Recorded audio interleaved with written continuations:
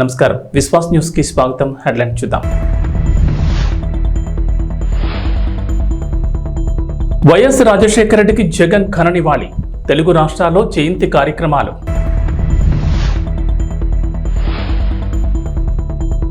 ఏపీలో మహిళలకు good news. ప్రతి నెల ఒక్కొక్కరికి 1500 రూపాయలు.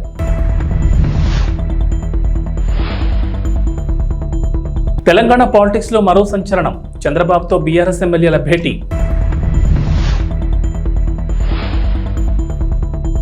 తెలంగాణ ఏపీ ప్రజలకు బిగ్ అలర్ట్. పలు జిల్లాల్లో భారీ వర్షాలు.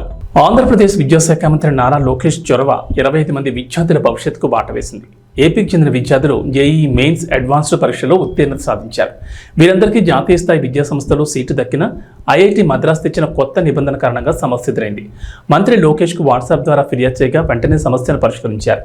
రాష్ట్రానికి చెందిన సుమారు 25 మంది విద్యార్థులకు ఐఐటి, ఎన్ఐటి వంటి జాతీయ విద్యా సంస్థల్లో ప్రవేశాలు పొందారు. ఆంధ్రప్రదేశ్లో దివ్యాంగ విద్యార్థులకు ఇంటర్మీడియట్ బోర్డు నిబంధనల ప్రకారం లాంగ్వేజ్ సబ్జెక్టులు రెండింటిలో ఒకదానికి మినహాయింపు ఉంది. ఈ మేరకు ఆ సబ్జెక్టుకు సంబంధించి ఈ అని పేర్కొంటూ మార్కుల జాబితా ఇస్తున్నారు. అయితే ఈ ఏడాది జోసా కౌన్సిలింగ్ పర్యవేక్షిస్తున్న ఐఐటి మద్రాస్ నిబంధనలు మార్చడంతో సమస్య మొదలైంది.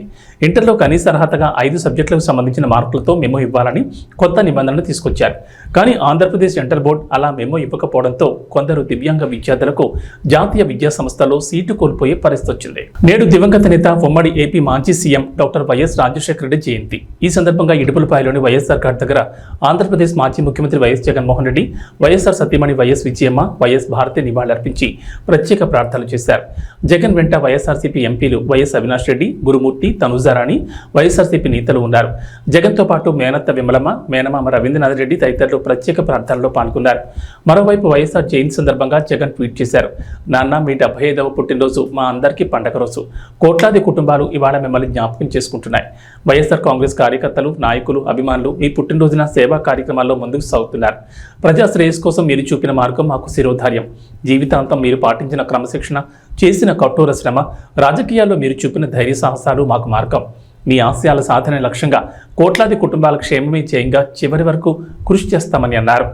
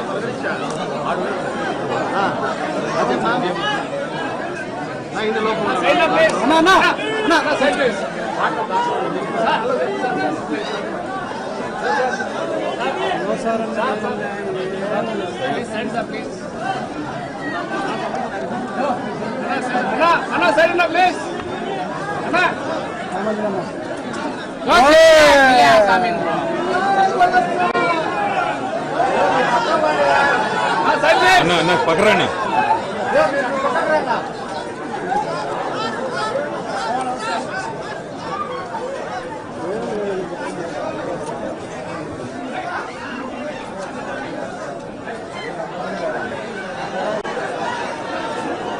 ఆంధ్రప్రదేశ్లో కూటమి ప్రభుత్వం ఎన్నికల సమయంలో ఇచ్చిన హామీలను ఒక్కొక్కటిగా అమలు చేస్తోంది. ఇప్పటికే పింఛన్ పెంచి పంపిణీ ప్రారంభించింది.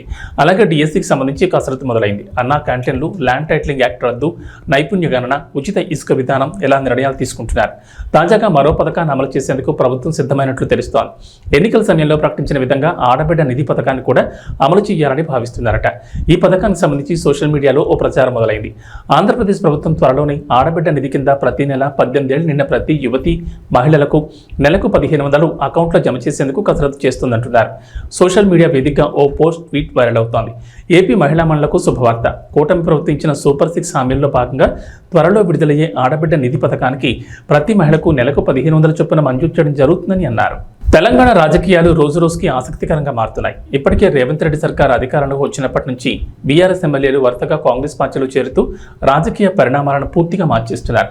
తాజాగా హైదరాబాద్కు వచ్చిన ఏపీ సీఎం నారా చంద్రబాబు నాయుడుతో బీఆర్ఎస్ ఎమ్మెల్యేలు భేటీ అయ్యారు. జూబ్లీహిల్స్లోని చంద్రబాబు నివాసంలో ఆదివారం బీఆర్ఎస్ ఎమ్మెల్యేలు ప్రకాష్ గౌడ్, అరికిపూడి గాంధీ, మిర్యాలగూడ మాజీ ఎమ్మెల్యే భాస్కర్ రావు కలిశారు. ఏపీలో టీడీపీ కూటమి అఖండ విజయం సాధించడంతో పాటు ముఖ్యమంత్రిగా బాధ్యతలు చేపట్టినందుకు చంద్రబాబుకు అభినందనలు తెలిపారు. అనంతరం తెలంగాణలో ప్రస్తుతం నెలకొన్న రాజకీయ పరిణామాలపై చంద్రబాబుతో బీఆర్ఎస్ ఎమ్మెల్యేలు సుదీర్ఘంగా చర్చించినట్లు సమాచారం. అయితే ప్రస్తుతం గ్రేటర్ పరిధిలో గెలిచిన బీఆర్ఎస్ ఎమ్మెల్యేలంతా గతంలో చంద్రబాబు నేతృత్వంలో పనిచేసిన టీడీపీ నేతలే కావడం గమనార్హం. ఆ కారణంగానే మొన్నటి అసెంబ్లీ ఎన్నికల్లో సెటిలర్స్ మద్దతు వారికే ఉండడంతో గెలుపొందారని విశ్లేషకులు వివరించారు. అందుకే ఆ ఎమ్మెల్యేలంతా ఇప్పటికీ టీడీపీకి సానుభూతిపరులుగా ఉన్నట్లు తెలుస్తోంది. మహిళల కోసం తెలంగాణ ప్రభుత్వం అనేక సంక్షేమ పథకాలు అమలు చేస్తోంది. మహాలక్ష్మి పథకం పేరుతో ఆర్టీసీ బస్సులో వారికి ఉచిత బస్సు సౌకర్యం కల్పిస్తోంది. అలాగే ఇదే పథకం కింద రాష్ట్రాల్లోని ఒక్కో మహిళ అకౌంట్లో 2500 రూపాయలు జమ చేసేందుకు సిద్ధమవుతోంది. త్వరలోనే ఈ హామీని నిలబెట్టుకుంటామని ప్రభుత్వ పెద్దలు వెల్లడిస్తున్నారు. తాజాగా మహిళను ఆర్థికంగా మరింతగా బలోపేతం చేసేందుకు గాను మహిళా శక్తి పథకాన్ని అమలు చేయాలని భావిస్తోంది. ఈ పథకానికి ఇప్పటికే సీఎం రేవంత్ రెడ్డి శ్రీకారం చుట్టగా పథకం కింద తెలంగాణలోని స్వయం సహాయక సంఘాలకు పౌల్ట్రీ ఫారాలు, పాడి పశువులు, పాడి ఉత్పత్తుల విక్రయ కేంద్రాలు, దేశవాళీ కోళ్ల పెంపకం, సంచార చేపల విక్రయ కేంద్రాలను మంజూరు చేయాలని సర్కార్ నిర్ణయించింది. మహిళలు ఆయా యూనిట్లు నిర్వహించేందుకు గాను బ్యాంకులు, స్త్రీనిధి, మండల మహిళా సమైక్య ద్వారా రుణ రూపంలో ఆర్థిక సహాయం అందించనున్నారు. తెలంగాణ వ్యాప్తంగా మహిళా సంఘాలు అర్హులైన వారిని ఈ యూనిట్ల కోసం ఎంపిక చేయాలని తాజాగా ప్రభుత్వం జిల్లా కలెక్టర్లను ఆదేశించింది. ప్రస్తుతం రాష్ట్ర వ్యాప్తంగా వర్షాలు కురుస్తున్నాయి. సాధారణంగా వర్షాకాలం వచ్చిందంటే సీజనల్ వ్యాధులు ప్రబలుతాయి. అందులోనూ డెంగీ జ్వరాలు ఎక్కువగా వస్తుంటాయి. దోమకాటు వల్ల ఈ జ్వరాలు ప్రజల్ని ఇబ్బందులు గురిచేస్తాయి. ప్రస్తుతం గ్రేటర్ హైదరాబాద్ పరిధిలో డెంగీ డేంజర్ బెల్స్ మోగిస్తుంది. డెంగీ బారిన పడి వందల మంది ఆసుపత్రులకు క్యూ కడుతున్నారు. తెలంగాణ వ్యాప్తంగా ఇప్పటి వరకు 900 డెంగీ కేసులు నమోదు కాగా అందులో సగానికి పైగా హైదరాబాద్ నగరంలోనే నమోదు కావడం ఆందోళన కలిగిస్తోంది. నగరంలోని పలు ప్రభుత్వ, ప్రైవేట్ హాస్పిటల్స్లో డెంగీ జ్వరం బారిన పడి చికిత్స తీసుకుంటున్నారు. నల్లకుంట ఫీవర్ హాస్పిటల్కి ఎక్కువ మంది రోగులు జ్వరంతో డెంగీ పరీక్షల కోసం వస్తున్నారు. వర్షాలు కురవడంతో డెంగీకి కారణమయ్యే టైగర్ దోమ విజృంభిస్తోంది. ఈ టైగర్ దోమ కుట్టిన 3-4 రోజుల నుంచి వంటి నొప్పులతో పాటు మొదలై తీవ్ర జ్వరం, తలనొప్పి వస్తుందని డాక్టర్లు చెప్తున్నారు. తొలి దశలో తీవ్ర జ్వరం, ఒంటిపై దద్దుర్లు ఉంటాయని అంటున్నారు. రెండో దశలో ప్లేట్లెట్లు తగ్గడం, బీపీ పడిపోవడం, కడుపులో నొప్పి, వాంతులు, కాలేయంపై ప్రభావం ఉంటుందని అంటున్నారు. రెండో దశలో లక్షణాలు ఎక్కువగా ఉంటే ఆలస్యం చేయకుండా వెంటనే హాస్పిటల్లో చేరాలని సూచిస్తున్నారు. రాష్ట్ర ప్రభుత్వం నూతనంగా ప్రవేశపెట్టిన ఉచిత ఇసుక విధానంలో భాగంగా జరుగుమిల్లి మండలం చతుకపాడులోని ఇసుక రీచ్లను రాష్ట్ర సాంఘిక సంక్షేమ శాఖ మంత్రి డోల బాల వీరాంజనేయ స్వామి ప్రారంభించారు. ఈ కార్యక్రమంలో జిల్లా joint collector R Gopalakrishna, mining శాఖ deputy director Jagannatha Rao, Ongole RDO GV Krishna Reddy పాల్గొన్నారు. ఈ సందర్భంగా స్వామి మాట్లాడుతూ రాష్ట్రంలో గత వైసీపీ ప్రభుత్వం 5 సంవత్సరాల పాటు సహజ వనరులైన ఇసుకను సామాన్య ప్రజలకు అందకుండా ఇబ్బందులు గురిచేసిందన్నారు. ఎన్నికల్లో ఇచ్చిన మాట ప్రకారం నేడు ఉచిత ఇసుక విధానాన్ని ప్రారంభించడం చాలా సంతోషంగా ఉందని, ఈ రోజు నుంచే సిఎన్జి ట్రాన్స్పోర్టింగ్ ఛార్జీలు మాత్రమే తీసుకుంటూ ప్రజలకు ఇసుకను ఉచితంగా ఇవ్వడం జరుగుతుందని, ఈ విధానం అమలుపై భవన నిర్మాణం మీద ఆధారపడిన కార్మికులు హర్షం వ్యక్తం చేస్తున్నారని, ఉచిత ఇసుక విధానాన్ని తీసుకొచ్చినందుకు ముఖ్యమంత్రి చంద్రబాబు నాయుడుకి ప్రజలు కృతజ్ఞతలు తెలియజేస్తున్నారని మంత్రి స్వామి అన్నారు. गातुं यज्ञाय गातुं यज्ञपतये दैवी स्वस्तिरस्तुनः स्वस्तिर्मानुषेभ्यः ओर्ध्वञ्जिगारभेषजं यन्नो अस्तु देवदे सञ्चतुष्पदे ॐ शान्ति शान्ति शान्तिः।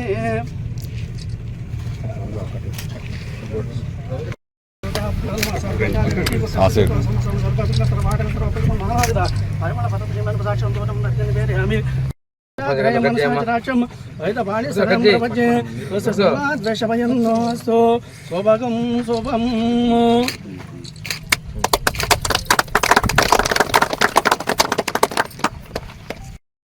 ఓం శాంతి శాంతి శాంతి. ఓం మదో దేవావంతనో ఇదో విష్ణుర్విచక్రమే బుద్ధివ్యాసపదామభిః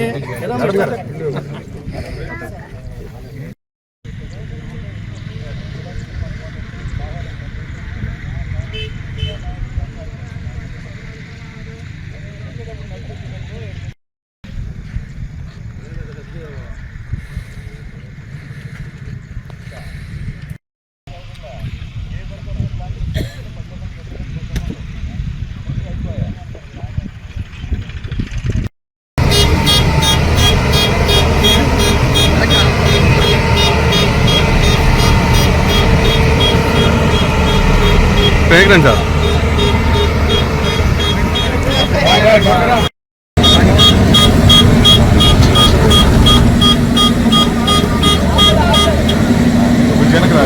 తమ్ముడు ఎక్కడమ్మా, తమ్ముడు కొంచెం ఎక్కడమ్మా.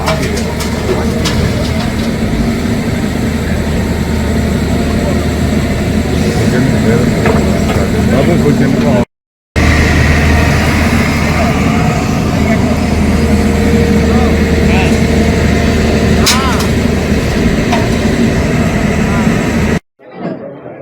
5 సంవత్సరాల నుంచి రాష్ట్రంలో పేదలు మధ్యతరగతి ప్రజలు చాలా ఇబ్బందులు పడ్డారు.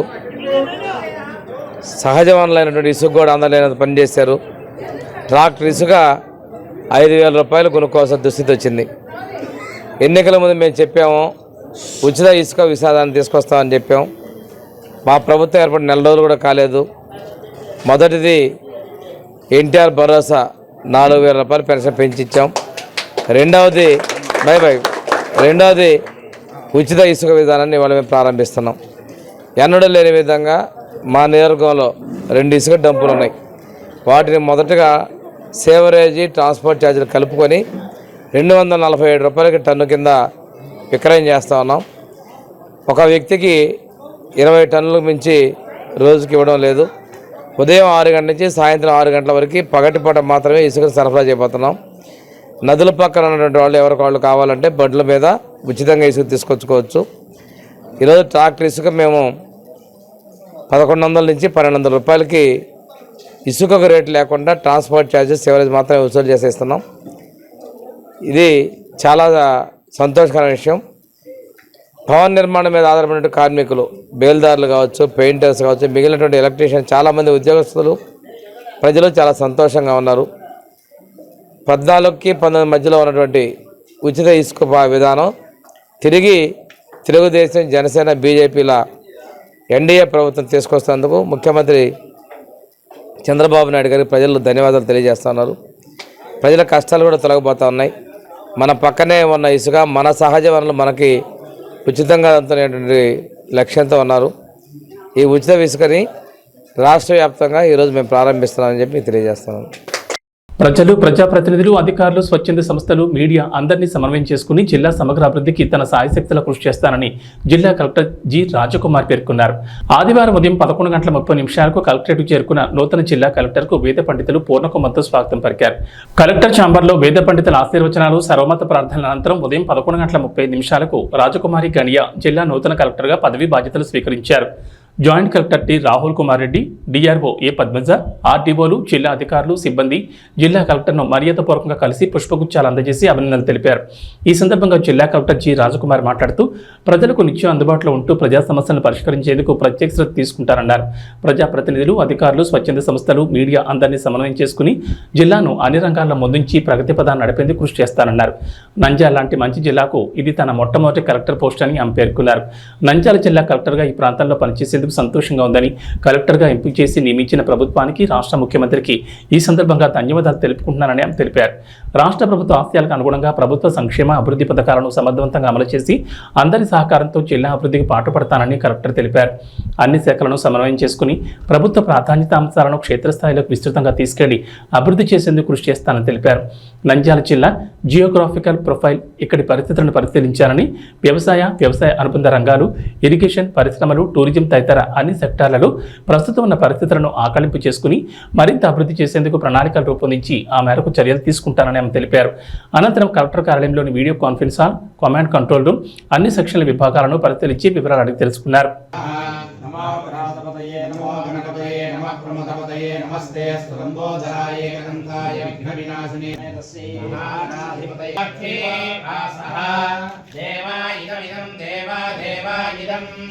ఇదమనస్యమానో సుమనస్యమానో దివి దివి సుమనస్యమానో సుమనస్యమానో దివి దివి దేవా దేవ వసవో దీర్ఘం దీర్ఘం వసవో వసవో దీర్ఘం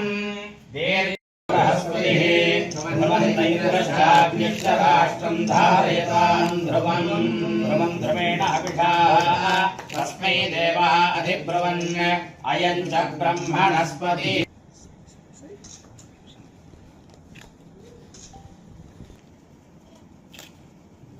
నమస్కారం.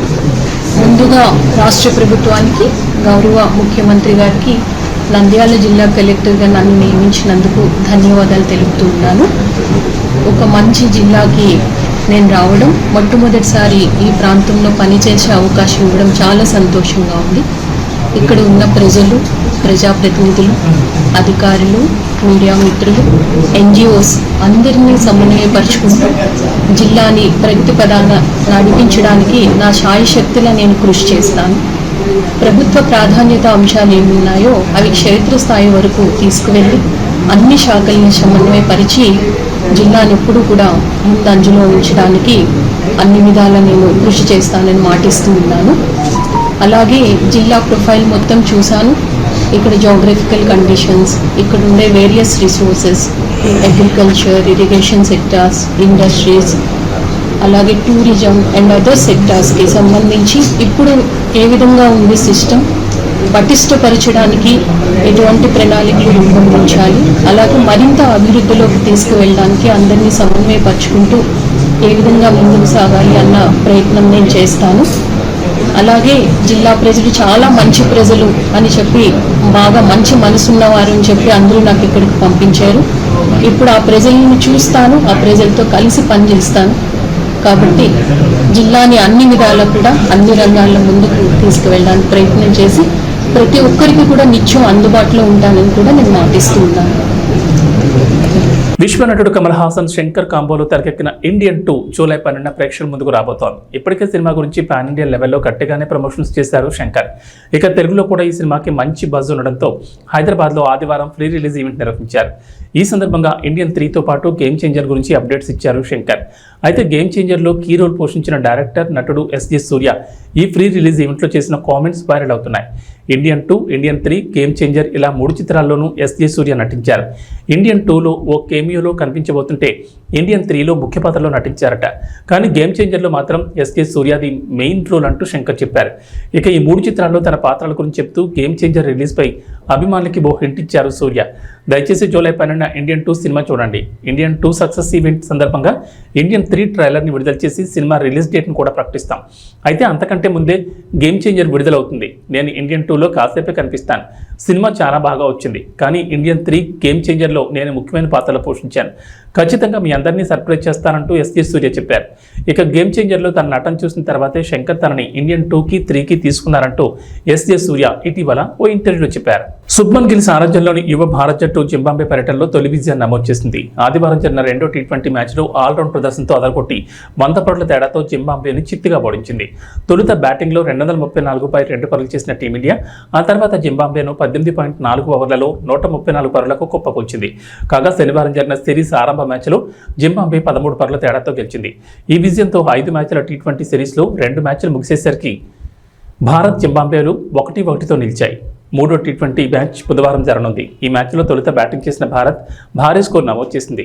IPL 2024 హీరో అభిషేక్ శర్మ సెంచరీతో చిత్తకొట్టడంతో నిర్ణీత 20 ఓవర్లలో 2 వికెట్ల నష్టానికి 234 పరుగులు చేసింది. రుతురాజ్ గైక్వాడ్ 47 బంతుల్లో 77 రన్స్, రింకు సింగ్ 22 బంతుల్లో 48 రన్స్తో బ్యాట్ చులిపించారు.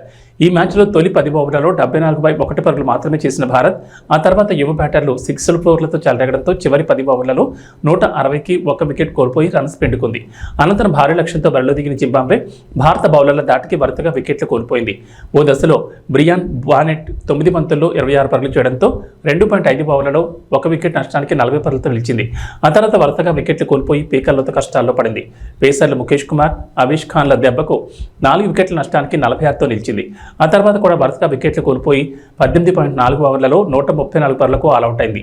భారత బౌలర్లలో ముఖేష్ కుమార్ 3, అవిష్ ఖాన్ 3, రవి బిష్ణు 2, వాషింగ్టన్ సుందర్ 1 వికెట్ తీశారు. ఈ మ్యాచ్ ఫలితంతో 5 మ్యాచ్ల T20 సిరీస్ 2 మ్యాచ్లు ముగిసేసరికి 1-1తో సమమైంది. 3వ T20 మ్యాచ్ జూలై 10న జరగనుంది. ఇక వాతావరణ విషయానికి వస్తే ఏపీలో వర్షాలు కురుస్తుండగా తాజాగా మరోసారి వాతావరణ శాఖ రెయిన్ అలర్ట్ ఇచ్చింది. పశ్చిమ మధ్య బంగాళాఖాతంలో దక్షిణ కోస్తా తీరం మీదుగా ఆవర్తనం విస్తరించింది.